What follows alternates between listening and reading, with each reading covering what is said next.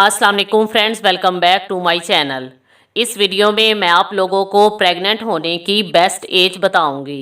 बेशक औरत के हामला होने का सबसे मुनासिब वक्त वो होता है जब वो जिस्मानी, जज्बाती, ज़हनी और मुआशी तौर पर तैयार हो जाती है, और ये वक्त एक औरत से दूसरी औरत में मुख्तलिफ हो सकता है। हामला होने के लिए कोई ख़ास उम्र नहीं होती, लेकिन उम्र बढ़ने के साथ साथ कुदरती तौर पर फर्टिलिटी कम होती जाती है।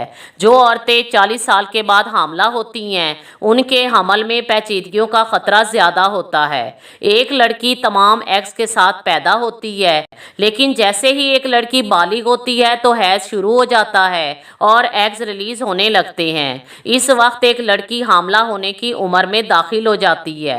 20 से 24 साल की एज एक औरत के प्रेग्नेंट होने के लिए मोस्ट फर्टाइल पीरियड होता है। ये वो वक्त होता है जब आपके पास गुड क्वालिटी एग्स अवेलेबल होते हैं और प्रेगनेंसी रिस्क भी कम होते हैं।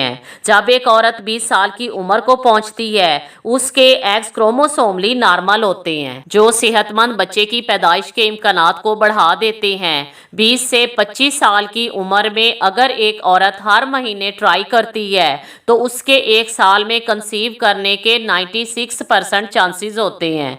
25 से 29 साल की उम्र में एक साल ट्राई करने पर कंसीव करने के चांसेस 86% होते हैं और मिसकैरेज के चांसेस 10% होते हैं। 30 से 34 साल की उम्र में फर्टिलिटी आहिस्ता आहिस्ता कम होना शुरू हो जाती है। इस उम्र में भी एक साल ट्राई करने पर कंसीव करने के चांसेस 86% ही होते हैं, लेकिन मिसकैरेज के चांसेस डबल यानी 20% हो जाते हैं। 35 से 39 साल की उम्र में एक साल ट्राई करने पर कंसीव करने के चांसेस 78% होते हैं, लेकिन मिसकैरेज के चांसेस 25% होते हैं। 37 साल की उम्र के बाद फर्टिलिटी की कमी की रफ्तार तेज हो जाती है। वक्त गुजरने के साथ साथ एग्स की तादाद में कमी होती जाती है। माहिरीन के मुताबिक 37 साल की उम्र में ये अंदाज़ा लगाया जा सकता है कि एक औरत के पास 25,000 एग्स मौजूद हो सकते हैं। 37 साल की उम्र के बाद मिसकैरेज और जेनेटिक एबनॉर्मलिटीज़ का रिस्क बढ़ना शुरू हो जाता है। जैसे ही आपकी उम्र बढ़ती है, प्रेगनेंसी के दौरान या डिलीवरी के वक्त पेचीदगियों के खतरे का सामना करना पड़ सकता है।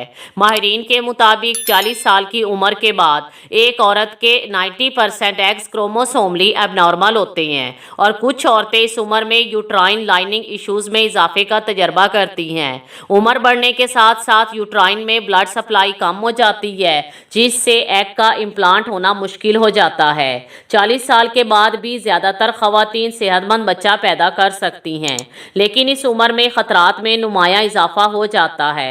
इसलिए लेट प्रेगनेंसी में डॉक्टर आपको इजाफी स्क्रीनिंग या टेस्ट का मशवरा देते हैं।